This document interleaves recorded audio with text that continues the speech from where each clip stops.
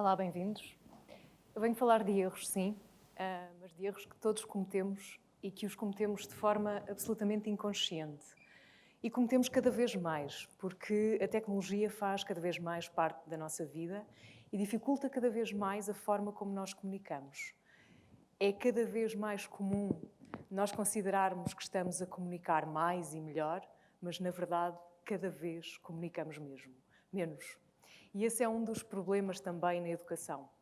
Eu sou professora, mas sou professora universitária e enquanto estava a ouvir-vos, estava a pensar que é curioso como todas estas problemáticas e todos os questionamentos em relação à educação terminam no ensino secundário. Questiona-se muito pouco a metodologia do ensino universitário, pensa-se muito pouco sobre como é o ensino nas universidades ou como poderia ser. E essa é uma questão que me persegue também há muitos anos. E persegue-me porque eu sou professora universitária por mero acaso. Aconteceu na minha vida, agarrei a oportunidade, vesti a camisola e percebi que, de facto, adoro ensinar. Não adoro toda a componente burocrática, toda a componente administrativa, a componente até avaliativa que está associada ao ensino, mas gosto verdadeiramente de passar a palavra, gosto verdadeiramente de sentir que as pessoas que estão a lidar comigo saem um bocadinho melhores, que aprendem alguma coisa, que se valorizam e, sobretudo, que se automotivam a aprenderem todos os dias. E é sobre isso que eu hoje vos venho falar. Venho-vos falar sobre a nossa relação com a internet e a forma como estamos continuamente a cometer erros em relação à nossa relação com a internet. Mas para isso nós precisamos de recuar uns anos no tempo. Vamos voltar a 1981. Em 1981 eu fui para a escola. E quando comecei a ir para a escola, comecei a levantar-me mais cedo. E foi então que tive o meu primeiro contacto com a tecnologia mais importante da minha vida, a rádio. O meu pai tinha por hábito acordar, ir para a casa de banho, tomar o seu duche, fazer a sua higiene e ligava sempre um pequeno transistor. Sabem aqueles transistores fanhosos? Aqueles que apanham com algum ruído as várias sintonias. E, portanto, eu acordei durante muitos anos da minha vida ouvindo ao longe aquele som fanhoso das notícias na rádio. Depois, quando ia para a cozinha, já ouvia um outro rádio com melhor qualidade, mas ainda assim com uma qualidade possível para 1981, que não tem comparação com, digamos que, o sistema Hi-Fi que nós hoje temos, inclusivamente nos computadores ou nos telemóveis. E na cozinha estava a minha mãe, já com o rádio ligado, e com uma estação de rádio diferente. É curioso que os meus pais sempre se entenderam muito bem em relação às estações de rádio que ouviam, mas tinham diferentes. O meu pai queria ouvir notícias, a minha mãe queria ouvir notícias e música.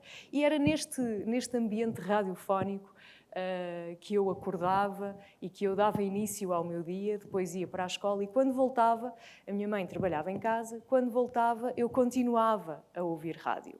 E continuava a ouvir rádio e cresci a ouvir os Pardianos de Lisboa, o Jogo da Mala na Rádio Renascença e muitos outros, a Bola Branca também na Rádio Renascença e muitos outros programas de rádio que ainda hoje fazem parte do meu imaginário e provavelmente dos que estão aqui nesta sala também. E então, ao longo da vida, a rádio esteve sempre presente. Foi, aliás, a rádio que abriu todas as portas para mim, do ponto de vista profissional, até ao dia de hoje.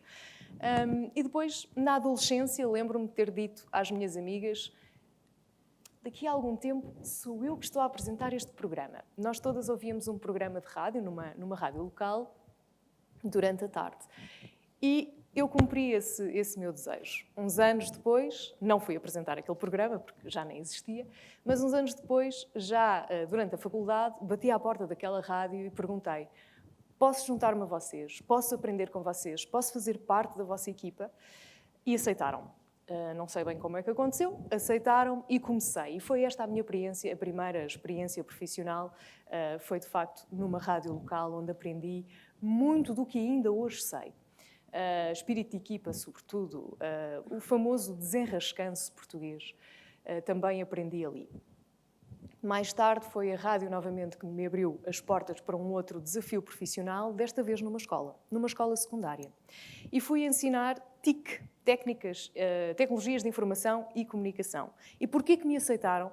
Não foi pelo meu vasto conhecimento informático, vos garanto, foi pela rádio. Porquê? Porque aquela escola queria montar uma radioescola e acharam que o meu conhecimento de informática seria suficiente para ensinar aos alunos como se formatam documentos no Word, como se trabalha no Excel e se fazem apresentações PowerPoint, porque basicamente era isso que eu ensinava, mas sobretudo queriam explorar o lado radiofónico do meu currículo para montar uma radioescola. E foi o que aconteceu. E isto aconteceu por um mero acaso. Eu vi um anúncio, concorri e fiquei. E foi assim que me transformei. Daí passei para a universidade. Novamente, porquê? Perguntam vocês. O que é que a leva a tornar-se professora universitária? Foi a rádio. Porquê? Porque queriam montar uma rádio universitária. E essa rádio universitária já estava aprovada, a Rádio Universidade do Algarve, e estive durante 5 anos da minha vida a dar aulas na Universidade do Algarve. Tenho excelentes memórias desse tempo. Mas qual foi o problema? Eu não sabia ser professora. Eu não fazia ideia de como poderia ensinar. As matérias eram complexas, eram matérias teóricas. Eu não estava a ensinar o Word, o Excel, o PowerPoint. Não estava a ensinar a formatar documentos. Era bastante mais complexo. Eu não tinha noções de pedagogia. Eu não tinha noções do que fazer perante um grupo de alunos tão heterogéneo. E foi aí que eu andei para trás. Não utilizei a internet para procurar como ensinar. Eu comecei a pensar em toda a minha experiência de aluna e a pensar em tudo o que eu não queria repetir. E foi esse o meu método. Foi assim que eu cresci. E eu sinto que tenho sido sempre uma professora diferente das outras, ou dos outros no geral, porque eu nunca pensei naquilo que é preciso fazer, naquilo que eu devo fazer, mas naquilo que eu sinto que os alunos precisam que eu faça. E agora, à distância, eu percebo que tive, de facto, um período da minha vida em que fui verdadeiramente professora universitária na verdadeira acessão da palavra, muito pouco preocupada com os alunos, muito focada naquilo que tinha para ensinar. Foi uma altura da minha vida em que eu coordenava diferentes responsabilidades profissionais, diferentes cargos na universidade e fora dela. Foi um período muito exigente da minha vida, em que eu, agora à distância, eu olho e não era eu que ali estava. Era um autómato que estava a transmitir matéria. E para mim ensinar não é isso. E depois desse período mudei radicalmente a minha forma de dar as aulas. As minhas aulas são muito focadas naquilo que os alunos precisam de aprender, independentemente da matéria. E perco algum tempo a motivá-los, a inspirá-los, a fazê-los pensar fora da caixa, a encontrar soluções alternativas para dar a mesma matéria de sempre. Porquê? Porque desde o início que eu ensino rádio, desde o início que eu ensino meios multimédia, desde o início que eu ensino técnicas de comunicação multimédia. E o grande segredo disto tudo não é ensinar as técnicas, mas sim obrigá-los a pensar sobre as técnicas e, sobretudo, obrigá-los a pensar naquilo que têm para comunicar. Porque, efetivamente, em tudo na nossa vida, a comunicação está subjacente. E o grande problema da nossa vida é a falta de comunicação. Então vamos ver os principais erros que nós cometemos na internet. Sendo que o primeiro é esquecermos-nos das características da própria internet. Do ponto de vista técnico, a internet é uma estrutura física, é uma ligação de cabos que estão ligados por baixo do nosso oceano e que, basicamente, se alguém desligar um botão de algum lado, é bem provável que deixemos de ter acesso à rede. Mas, conceptualmente, a internet é um mundo baseado numa lógica de partilha. É baseado numa lógica de autoconstrução, de retroação. É, no fundo, a maior ferramenta de comunicação à qual alguma vez tivemos acesso. Mas, para além disso, nós também temos de pensar na internet no seu lado mais positivo e mais negativo. Nós não nos podemos esquecer que não existem almoços grátis. E, efetivamente, na internet não existem almoços grátis. Aquilo que nós temos de nunca nos esquecer, e eu vi isso acontecer agora com a pandemia, as escolas a adotarem ferramentas às quais todos temos acesso, que fazem parte da Google. Quem daqui não tem alguma ferramenta Google instalada no seu computador ou no seu smartphone, efetivamente a recorrerem a estas ferramentas que são gratuitas, que são convenientes, mas sobre as quais nós não refletimos em relação ao impacto que têm nas nossas vidas. Quais é que foram os dados que foram extraídos do Google Meet foi usado em cada sala de aula? Quais os dados que foram extraídos da informação que foi partilhada no Google Classroom por cada professor e cada aluno? E este é um dos nossos erros. Nós esquecemos-nos desta característica da internet assente na partilha e pensamos apenas no lado bom da partilha, que é estarmos a partilhar coisas uns com os outros. Mas as coisas que nós partilhamos uns com os outros também são partilhadas com as Big Five. Já lá vamos. Um outro erro também muito comum é recusar liminarmente a nossa pegada digital.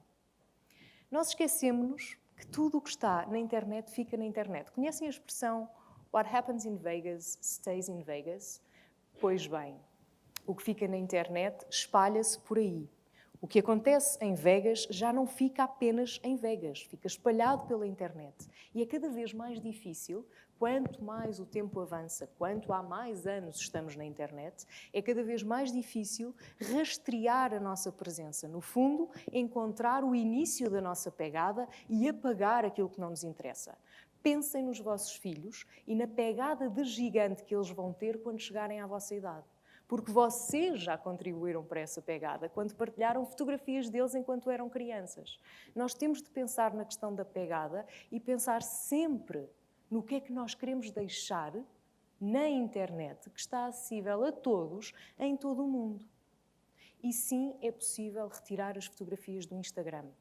E sim, é possível manipular os vídeos do TikTok. E sim, é possível fazer o que nós quisermos com os textos que nós deixamos na internet. Inclusivamente com a voz. Já existem ferramentas de inteligência artificial que permitem manipular os vídeos e fazer com que a pessoa que está a falar no vídeo diga uma coisa completamente diferente. Este é um dos erros, é deixar as coisas à solta, colocá-las na internet sem pensar.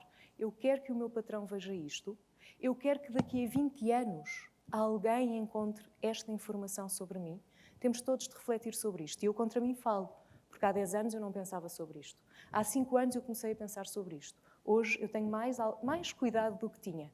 Mas ainda assim, eu deixo as coisas circularem. Não sou melhor do que ninguém. Mas quero alertar-vos para isto. Porque estou cada vez mais alerta. Estou cada vez mais consciente do impacto que a internet de facto tem na nossa vida, para o bem e para o mal. Não podemos também resignar-nos. A resignação é um erro enorme em relação ao digital. Nós temos uma certa tendência para nos esquecermos da forma como os mais novos comunicam. Quando nós éramos crianças, ou adolescentes, nós e os nossos pais falávamos a mesma língua, embora não falássemos exatamente a mesma linguagem. Tínhamos as nossas expressões, tínhamos uma espécie de dialeto que os mais velhos não entendiam. O grande problema hoje é que não só os miúdos não falam a mesma língua do que nós, muito menos nós compreendemos a linguagem da língua que eles falam. E eu falo do digital. Vamos fazer aqui um teste rápido. Quem é que daqui tem Facebook e o utiliza? Conta ativa de Facebook. Muito bem. E no Instagram? E no Snapchat? E no TikTok? Pois é. Conseguiram perceber a diferença? Só 3 pessoas têm conta no TikTok. Eu também. Somos 5. Porquê que vocês não têm conta no TikTok? Não precisam de responder, eu sei a resposta. Não entendem a linguagem. Parece-vos perder tempo, uma perca de tempo estar ali a olhar para aquilo. E é verdade, está tudo certo. O problema é que se vocês não entenderem o que se passa no TikTok e no Snapchat, não conseguem entender os vossos filhos. E se não entenderem os vossos filhos, como é que vão comunicar com eles? O mesmo se passa em sala de aula. Novamente, outro erro. Ousar viver sem respeitar a etiqueta digital. Ousar reproduzir os nossos erros de etiqueta do dia-a-dia no digital. É mais grave do que parece, porque representa exatamente isto, que não estamos disponíveis para aprender. E nós precisamos de estar todos os dias todos os dias da nossa vida a aprender. Porquê? Porque estas ferramentas evoluem mais depressa do que nós. Estas ferramentas estão numa constante evolução e nós não estamos a acompanhar. E se nós não estamos a acompanhar, nós não entendemos o que se está a passar. E se não entendemos o que se está a passar, não conseguimos utilizar estas ferramentas em nosso benefício. Eu gosto muito de uma ideia que é compreender a usar para não ser usado. E, na verdade, na maior parte dos casos, o que a tecnologia está a fazer é usar-nos. Nós vergamos a tecnologia, nós estamos dependentes da tecnologia pela sua conveniência, pela sua ubiquidade. E isto é preocupante. Eu hoje não venho aqui ensinar nada, venho só pedir-vos que pensem. Que pensem nesta última frase, que é sacralizar o que a rede oferece, sem questionar. Quando nós fazemos uma pesquisa no Google, podem ser sapatos vermelhos, onde comprar. Nós questionamos as respostas? Nós questionamos aquilo que nos está a ser apresentado? Quando nós estamos a navegar no Instagram, nós questionamos a razão pela qual a sequência de fotografias é aquela? Quando nós estamos no Facebook, olhamos e questionamos?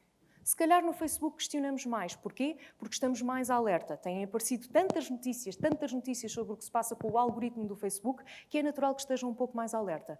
Mas sobre o Instagram, nem por isso. Sobre o TikTok, muito menos. Portanto, é importante questionar.